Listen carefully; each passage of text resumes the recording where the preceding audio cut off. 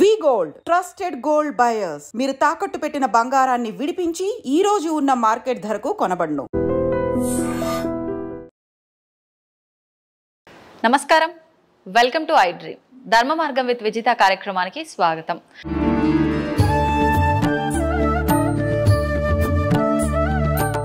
ప్రస్తుతం నాతో పాటు ఉన్నారు ఒక స్పెషల్ వ్యక్తి అని చెప్పాలి. మనందరం కూడా సోషల్ మీడియాలో ఆయనని శ్రీవారి దాసుడుగా చూస్తూ ఉంటాము. ఆయన వీడియోలన్నీ కూడా మనకు ఎంతో సుపరిచితం. ఆయన కూడా వీడియోల రూపంలో మనందరికీ ఎంతో సుపరిచితుడనే చెప్పాలి. ఇప్పుడు నేను ఆయన దగ్గర ఉన్నాను. ఇప్పుడు వారితో మాట్లాడి మరిన్ని విషయాలు తెలుసుకుందాము. వారి పేరు మనకైతే శ్రీవారి దాసుడుగానే తెలుసు. వారి పేరేంటంటే రామ్ కిషోర్ ఆచార్యులు గారు. ఇప్పుడు వారితో మాట్లాడి మరిన్ని విషయాలు తెలుసుకునే ప్రయత్నం చేద్దాం. నమస్కారం అండి. నమస్తే అమ్మా, ఎలా ఉన్నారు? బాగున్నానమ్మా. చాలా సంతోషం మీరు ఇక్కడికి రావడం, చాలా సంతోషంగా ఉంది ఈరోజు. అంత దూరం నుంచి ట్రావెల్ చేసి స్వామివారి దర్శనంతో పాటు నన్ను కూడా కలుద్దాం అనే ఉద్దేశంతో మీరందరూ వచ్చారు. చాలా సంతోషిస్తున్నాను. నాకు కూడా చాలా సంతోషంగా ఉందండి. మొత్తానికి కొంత సమయం పట్టినా వచ్చి కలవటం అనేది జరిగింది. ఓకే, ముందుగా శివుడి టాపిక్ నేను మీతో మాట్లాడాలని అనుకుంటున్నాను. శివుడు అనగానే మనకి ఇప్పుడు దగ్గరలోనే మహాశివరాత్రి రాబోతోంది. ఫిబ్రవరి 26న అనుకుంటాను కదండి. అంటే శివుడు బోలా శంకరుడు అంటారు. ఆయనకి పెద్ద హడావిడులు ఆర్భాటాలు మనమేమి చేయాల్సిన అవసరం లేదు. ఒక చెంబు నీళ్లు తీసుకొచ్చి ఆయన పైన పోసినా కూడా ఆయన భక్తుల్ని అనుగ్రహిస్తాడని చెప్తూ ఉంటారు. ప్రత్యేకించి మనకు మహాశివరాత్రి అనగానే రకరకాల విశేషమైన పూజలు జరుగుతుంటాయి. అలాంటి పూజలు చేయలేని వారు మామూలుగా నీళ్లు పోసి ఆయన్ని ఆరాధించే వాళ్ళు ఉంటారు. ముఖ్యంగా శివరాత్రి అనగానే జాగారాలు, ఉపవాసాలు, రకరకాల విశేషమైన ఉన్నాయి. అసలు నిజంగా ఆ రోజంతా కూడా ఎటువంటి విధి విధానాలు ఆచరించాలంటారండి? అంటే శివరాత్రి అనగానే ప్రథమంగా మనం అందరికీ తెలిసిన విషయమే శివుడు యొక్క అంటే శివలింగం ఆవిర్భవం అయిన రోజు అనమాట. ఆ రోజు రాత్రి శివుడి యొక్క ఏదైతే శివలింగం ఉందో అది ఆవిర్భావం చెందింది అని చెప్పి అని చెప్పేసి చెప్తారు. పురాణాల్లో కూడా అదే ఉంది. అదేవిధంగా మీకు ఒక్క మాటలో చెప్పాలంటే దర్శనాత్ అభ్ర సదసి అంటే చిదంబరం అనే ఒక ఊరుంది. అక్కడ నటరాజస్వామి వారు ఆకాశలింగంగా చెప్తారు. పంచభూతలింగాల్లో చిదంబరం ఆకాశలింగంగా చెప్తారు. అక్కడికి వెళ్ళి ఏ విధంగా దర్శనం చేసుకోవాలో ఆ విధంగా దర్శనం చేసుకుంటే మోక్షం చెందుతాము అని చెప్పేసి పరమేశ్వరుడే చెప్పాడు. అప్పుడు అది చాలా కష్టం. ఎందుకు అంటే చిదంబరం వెళ్ళి మనం దర్శనం చేసుకోవడానికి వెళ్ళినప్పుడు ఇలాగ దర్శనం తీస్తున్నాము అని చెప్పేసి కట్టెని తీస్తారు. ఇలా లోపల చూస్తే ఒక గోడ మీద ఈ యొక్క మారేడు దళాలు మాల వేసి ఉంటుంది. దాని అర్థం ఏమిటంటే పంచభూత లింగాల్లో ఆకాశలింగం అయినటువంటిది చిదంబరం యొక్క ఆకాశలింగం ప్రతిమ. అంటే ఆకాశం అంతా నిండి నిబిడీకృతం అయిపోయి ఉన్న పరమేశ్వరుడు ఎవరైతే ఉన్నారో ఆయన్ని అలానే ఒక గదిలో కూడా బంధించలేము కదా. కానీ ఒక ప్రతీకగా చిదంబర ఆకాశలింగంగా ఉంటుంది. అంటే చాలా ఈ చిదంబర రహస్యం అంటూ ఉంటారు చూసారు. అలాగా ఈ చిదంబర లింగం ఆకాశలింగం ఏ విధంగా దర్శనం చేసుకోవాలో ఆ విధంగా దర్శనం చేసుకుంటే మోక్షము అన్నారు. అది కాకుండా తర్వాత ఇంకా అది చాలా కష్టం కదా పరమేశ్వర అంటే జగన్నాథ్ కమలాలయే అంటే అక్కడ మన తమిళనాడులోనూ తిరువల్లూరు అని ఒక ఊరుంది. అక్కడ పుడితే మోక్షం అన్నారు. అది ఎప్పుడు పుడతామో మనకి తెలియదు, మన చేతుల్లో లేనిది, అది కూడా ఆయన చేతుల్లోనే ఉంటుంది. మరి ఎలా స్వామి అంటే సరే కాశ్యాంతు మరణం ముక్తి అన్నారు. అంటే కాశీలో మరణిస్తే ముక్తి. సరే నేను కాశీ బయలుదేరి వెళ్తూనే ఉన్నాను. ఈ లోపల ట్రైన్లోనే ఏమైనా జరిగితే చెప్పలేం కదా, మన చేతిలో ఉండదు. కాబట్టి మరి ఇంకా పరమేశ్వరుడు ఇంకేంటి, ఇంకా చాలా ఉచితమైన మార్గం అంటే చాలా సులభమైన మార్గం చెప్పమంటే స్మరణాత్ అరుణాచల అన్నాడు. అంటే అరుణాచల అని ఒక్కసారి స్మరిస్తే నువ్వు ఎక్కడైనా ఉండు భూమండలం మీద నీకు మోక్షాన్ని ఇస్తానరా అన్నాడు. అంటే ఈ విషయం నేను ఎందుకు ఇక్కడికి తీసుకొచ్చాను అంటే కనుక అరుణాచలం లింగం అనేదే అసలు ఆవిర్భావ లింగం అని చెప్పేసి పురాణాలు చెప్తాయి. అంటే చూడండి ఆది అంతం గురించి కొలవడం గురించి శ్రీ మహావిష్ణువు బ్రహ్మదేవుడు వెళ్ళడం ఇదంతా కూడా అరుణాచలం. కాబట్టి ఈ యొక్క శివరాత్రి రోజు శివుడి యొక్క ఆవిర్భావ కాలం. ఆ రోజు రాత్రి నుంచే పూజలు అభిషేకాలు మొదలు.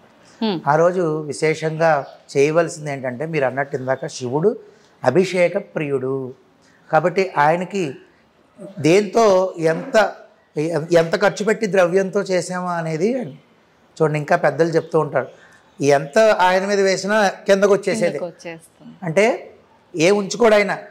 కాబట్టి మనం కేవలం భక్తి శ్రద్ధలు పెట్టి ఆయనకి అభిషేకాదులు, ఆయన ప్రీతికరుడు కాబట్టి అభిషేక ప్రియుడు, విష్ణువు అలంకార ప్రియుడు. అలాగా ఈయనకి యథాశక్తి పాలు, పెరుగు, పంచదార, తేనె, నెయ్యి, తర్వాత మంచినీటితో చేసిన, అంతేకాకుండా నవధాన్యాలన్నీ 9 రకాల ధాన్యాలు కలిపి ముందు రోజు శ్రద్ధగా మడిగా నానబెట్టుకుని ఆ నీటితో చేస్తే మంచి ఐశ్వర్యం కలుగుతుంది, నవగ్రహ దోషాలు పోతాయి. ఇది నేను ఎప్పుడు వినలేదండి. అయ్యో ఉందమ్మా, ఖచ్చితంగా ఉంది. అదే కాకుండా ఉద్యోగం కావాలి, ఉద్యోగం సరిగ్గా దొరకట్లేదు అనుకున్నప్పుడు జాజి పువ్వులు ఉంటాయి, ఇప్పుడు దొరుకుతూ ఉంటాయి మనకి జాజి పువ్వులు, విరజాజి పువ్వులు నానబెట్టేసి, అంటే నీళ్ళల్లో రాత్రే శుచిగా నానబెట్టుకుని ఉదయం చేసుకోవాలి. అది శివరాత్రి రోజు చేయడం వల్ల చాలా అధికమైన ఫలితం వస్తుంది. అంటే అలాగే పువ్వులు నీళ్లు కలిపి చేసేయడమే. అదేవిధంగా అన్యోన్య దాంపత్యం కొరకు చాలా ఇబ్బందులు పడుతున్నారు ఈ రోజుల్లో. ఎర్రటి మందార పువ్వులు శుభ్రంగా రాత్రి నానబెట్టుకుని ఆ నీళ్లు ఉదయాన్నే చేస్తే అత్యద్భుతమైన ఫలితం వస్తుంది. నేను ఎప్పుడు చెప్పే మాటే, వెంటనే ఏదో కనబడిపోవాలంటే మిరాకిల్స్ అయితే జరగవు. మనం నమ్మకంగా చేసుకుంటూ వెళ్తే కొద్ది కాలానికి ఖచ్చితంగా వస్తుంది.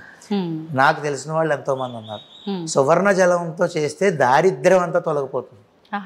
అంటే ముందు రోజు రాత్రే మనం వాడేదైనా వాడకపోయిందైనా పర్వాలేదు, బాగా కడిగేసి అది ఒక రాగి చెంబులోనో ఇత్తడి చెంబులోనో నీళ్ళలో వేసేసి నానబెట్టేసి ఉంచుకుని ఉదయం తీసుకెళ్ళి మనం శివాలయంలో కానీ మన ఇంట్లో ఒకవేళ లింగం ఉంటే శివలింగం మీద స్వామికి అభిషేకం చేస్తే, ఇలా ప్రతిరోజు సువర్ణ జలంతో చేసుకోవాలి. ఖచ్చితంగా చేస్తే 40 రోజుల దగ్గర నుంచే ఫలితం చూపిస్తాడు స్వామి. ఇప్పుడు మీరు చెప్పిన ఈ అభిషేకాలన్నీ ఉదయం ఏ సమయంలో ఆచరిస్తే బాగుంటుంది? ఉదయం బ్రాహ్మీ ముహూర్తంలో మంచిదమ్మా. కాదు అంటే ఇంకా అందరికీ ఉన్న పరిస్థితులు అనుకూలంగా చెప్పాలంటే సూర్యోదయం లోపల చేసేసుకుంటే కనీసం మంచిది. తర్వాత చేస్తే ఫలితం రాదంటే వస్తుంది, 6 లోపల చేసుకుంటే మంచిది కదా. ఆ సమయం మంచిది కాబట్టి తర్వాత చేసినా ఫలితం ఉంటుంది, కొంచెం అటు ఇటు ఉంటుంది తప్ప. అంటే ఆ సమయంలో ముందుగా ఏంటంటే మనం చల్లనీటి స్నానం చేయడం వల్ల మనసంతా ఒక భక్తితో, ఇప్పుడు చూడండి చిన్నపిల్లలను లేపోరే ఈ టైంలో చదువుకో బాగా చదువు వస్తుంది అని అనేవాళ్ళం, మన పెద్దలందరూ మనల్ని అనేవారు. ఎందుకు అంటే ఆ సమయంలో బ్రాహ్మీ ముహూర్తం అంటే ఏ పని చేసినా నిలకడగా మనసు నించుంటుంది. అందుకని 6 లోపల చేసేసుకుంటే స్వామివారి యొక్క మూర్తి మీద మన మనసు లగ్నం కలుగుతూ ఉంటుంది అనమాట. కాబట్టి ఈ విధంగా అభిషేకాలు చేసుకోవాలి. యథాశక్తి ఏమీ లేవంటే మంచినీటితో చేసుకోవచ్చు. అభిషేకం చేసుకుని ఆ రోజు ఉపవాసం, మీరు ఎంతోమంది పెద్దల్ని ప్రముఖుల్ని అడిగారు. ఉపవాసం అనేది అంటే నాకు పరోక్షంగా నాకు గురువు గారు ఎవరయ్యా అంటే కనుక చాగంటి కోటేశ్వరరావు గారు. నేను ఆయనకి శిరస్సు వంచి నమస్కారం. అంటే ఈరోజు నేను ఈ విధంగా ఉన్నాను అంటే ఆయనకి నేను ఎవరో తెలియదు. అలా కాకుండా నాకు ఉన్న గురువులు అంటే ఇద్దరు ముగ్గురు. రాజమహేంద్రవరంలో ముత్య శంకర శర్మ ఉన్నారు, ఆయన దగ్గర నేను నేర్చుకున్నాను. అంతేకాకుండా ఇక్కడ విశాఖపట్నంలో నా చిన్నప్పటి నుంచి స్నేహితుడే మొలుగు రామకిషోరాచార్యులు, నా పేరే తంది కూడా, వాడి ఆధ్వర్యంలో చాలా మట్టుకు నేర్చుకున్నాను. అంతేకాకుండా నాకు అన్నయ్య వరుస అవుతారు, పేసపాటి రాఘవన్ అని చెప్పి రఘు అన్నయ్య అంటాం. వీరందరి ద్వారానే నేను వీరు చెప్పిన దాంతోపాటు ఇంకో ఏదో చేయాలని నేను పురాణాలు చూడడము చేయడము అంటే నేర్చుకోవడం అనేది చేస్తూ ఉంటాను. ఈ విధంగా ఈ అభిషేకంతో పాటు మనం ఖచ్చితంగా ఉపవాసము అంటే ఉపవసించుట మీరు వినే ఉంటారు కదా. అంటే ఆరోగ్యం బాగాలేదు అని ఉపవాసం చేస్తే అది మళ్ళీ దోషం కింద పడిపోతుంది. ఆరోగ్యం బాగలేదు కానీ నేను ఉపవాసం చేయాలనుకుంటున్నా, నాకు భక్తి ఉంది, అప్పుడు ప్రాబ్లం ఏమవుతుందంటే శరీరాన్ని శుష్కింపచేసిన దోషం పడిపోతుంది, లోపల ఉన్న ఆత్మరాముడికి అందించలేదు అని. అంతా బాగుండి ఉపవాసం చేసే శక్తి నీకు పరమేశ్వరుడు ఇచ్చినప్పుడు మనం చేయొచ్చు. కానీ అలా లేనప్పుడు ట్యాబ్లెట్లు వేసుకోవాలి, బీపీయో షుగరో. అలాంటప్పుడు సంతోషంగా శరీరం కన్ను ఏదైతే ఉందో మనం బాగా తినేస్తే నిద్రలోకి వెళ్తుంది. అంత కాకుండా శరీరాన్ని నిలబెట్టుకోవడానికి కొంచెం కొంచెంగా స్వీకరించి స్వామివారి నామాన్నే జపిస్తూ ఉంటే అదే ఉపవాసం. అంటే వసించుట అంటే దగ్గరికి వెళ్ళి గర్భగుడిలో ఉండమనో లేదంటే గుళ్ళో ఉండమనో కాదు, ఎక్కడున్నా ఆయన నామాన్ని మనం గనక తలుచుకుంటూ ఉంటే ఆయన ఇక్కడే ఉంటాడు. అదే అసలైన ఉపవాసం. అంటే ఉపవాసం చేసుకోవడం జాగరణ అంటే కనుక నిద్రపోకుండా శుభ్రంగా మొబైల్లోనో ఇప్పుడంతా సోషల్ మీడియా కాబట్టి అంటే ఆ వీడియోలో సినిమాలో చూసుకున్న వాళ్ళని ఎంతమంది చూశాను. అలా కాకుండా మీకు అవకాశం జన్మానికి ఒక శివరాత్రి అంటారు. విన్నారు కదా, చాలా పెద్ద మాటలు అంటూ ఉంటారు. జన్మానికి ఒక శివరాత్రి అంటే ఒక్క శివరాత్రి అయినా శివరాత్రిలో చేయరా అని సంతోషంగా ఆ రోజు రాత్రి అంతా కూడా స్వామివారి యొక్క నామం కీర్తనలు నీకు ఇప్పటివరకు ఏమున్నాయో నీకు తెలిసినా తెలియపోయినా అన్ని సంతోషంగా కూర్చుని ఆయన యొక్క లీలలు తలుచుకుంటూ ఆయన కథలు తలుచుకుంటూ చెప్పుకుంటూ సంతోషంగా భక్తి పారవస్యంతో జాగరణ చేయడం.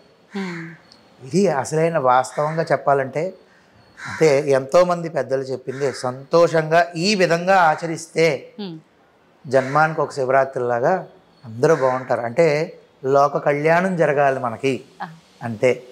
ఈ యొక్క శివరాత్రి రోజు ప్రతి ఒక్కళ్ళు ఈ విధంగా అభిషేకాదులు అంటే ఏదైతే నేను ద్రవ్యాలు చెప్పానో కొన్ని ద్రవ్యాలు అవో లేకపోతే మిగిలిన ద్రవ్యాలతోనైనా ఈ పంచామృతాలతో అన్నీ కలిపి చేసుకోవచ్చు. ఈ ద్రవ్యాలతో అభిషేకము అర్చన యథాశక్తి అష్టోత్తర నామాలు 108 నామాలతో అర్చన చేసుకోవచ్చు. అదేవిధంగా ఉపవాసము అంతేకాకుండా ఈ జాగరణ విషయానికి వస్తే చాలా మంది 12 దాటిందంటే ఇంకా అయిపోయింది, రోజు మారిపోయింది అని చెప్పి అప్పటి వరకు మేలుకుతో ఉండి అప్పుడు పడుకునే వాళ్ళు చాలా మంది ఉంటారు. అది కరెక్ట్ పద్ధతి అంటారా? కరెక్ట్ కాదమ్మా, అది మన ధర్మం కాదు.